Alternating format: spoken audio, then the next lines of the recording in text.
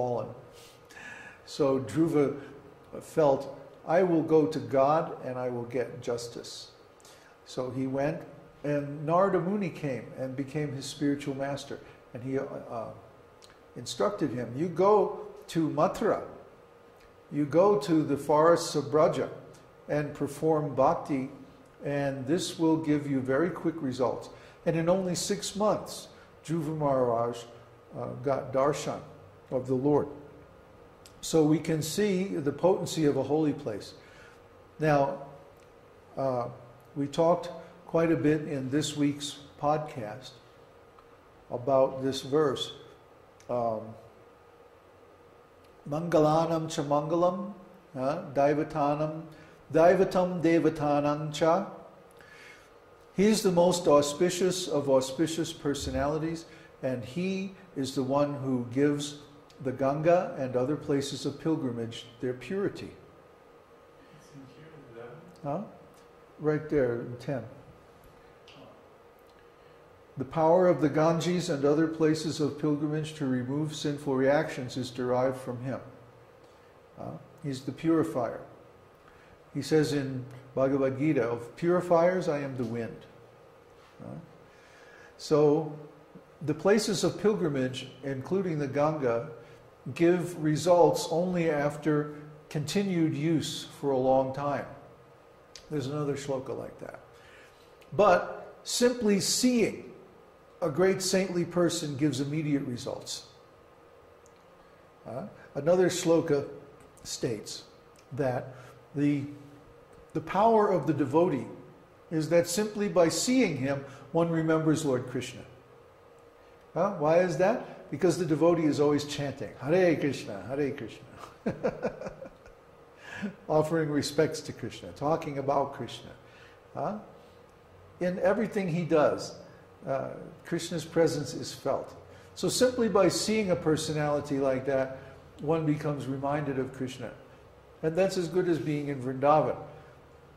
In fact, there are several shlokas that state that when a holy place becomes impure due to all the sins that the pilgrims leave there, they go to the holy place and they become purified by that holy place. And so they leave their sins there in the holy place and go home.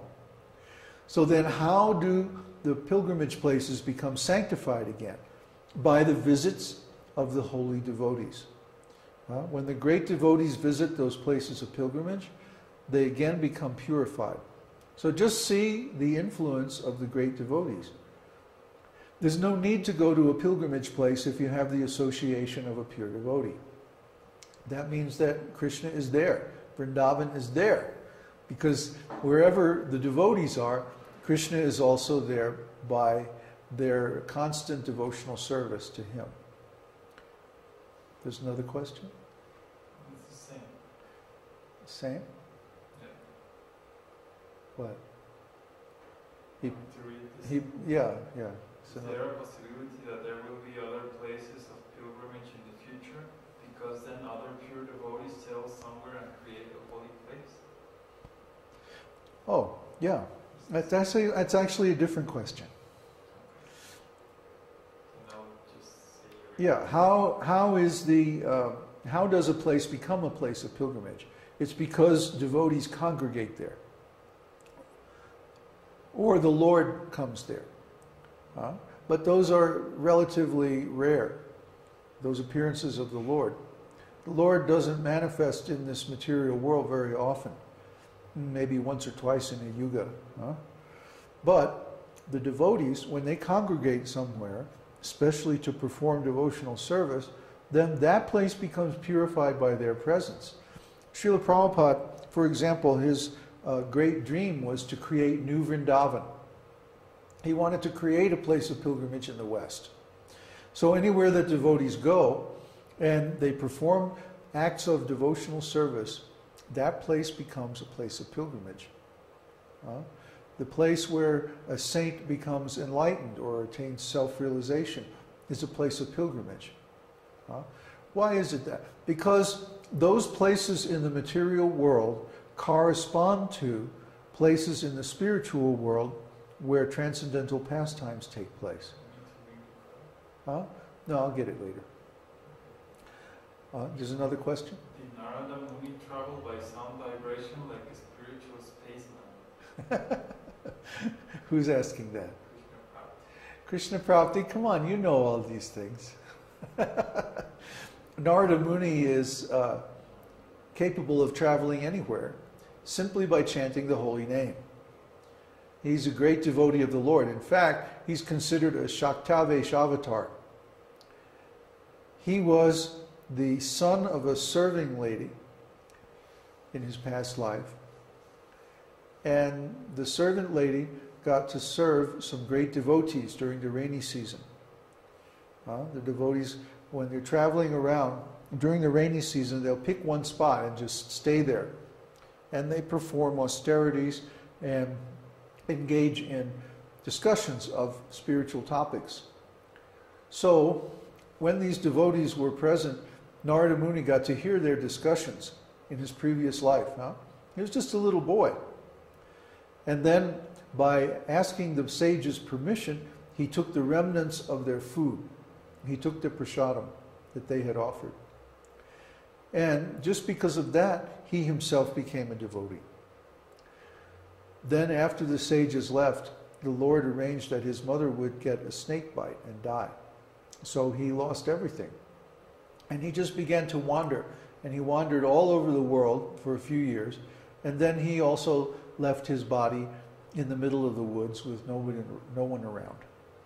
And in his next life, he became Narada Muni, the great sage. So Narada Muni simply travels on the spaceways. He can go to the spiritual world or the material world or any place in between. And one time, because of his preaching activities, he got cursed. And the curse was, you will never be able to remain anywhere longer than it takes to milk a cow. So Narada Muni is always moving around. He's never still. And because he's empowered by Krishna to spread devotional service, his disciples are some of the greatest devotees.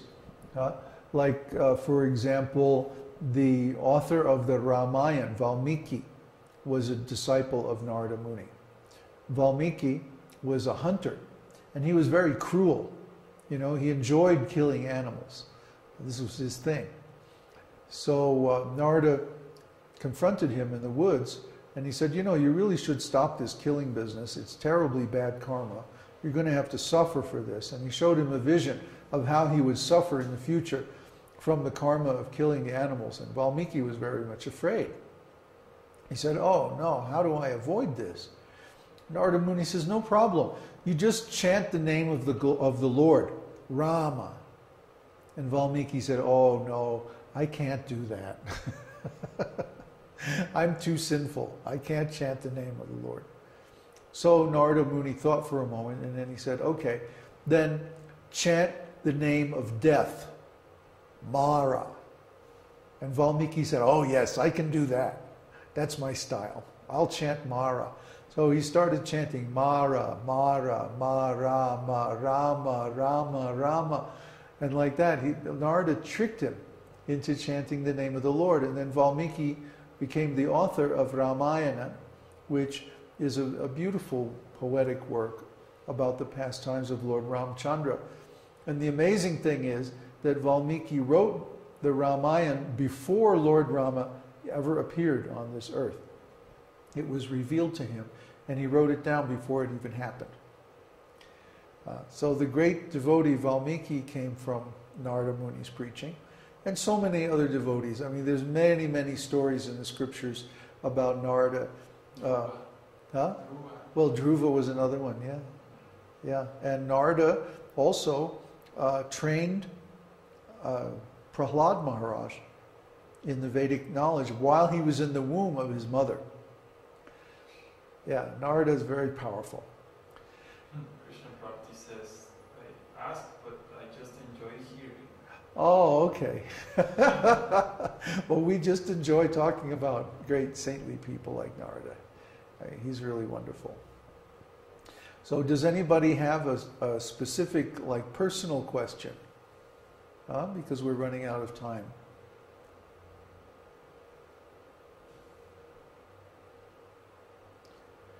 This is a good time to ask. Because I can speak at length. On the forum, it's very hard to write at length. You know, it takes a lot of time to write things. But speaking is very easy. So if you ask something, I can explain it nicely. Let's see.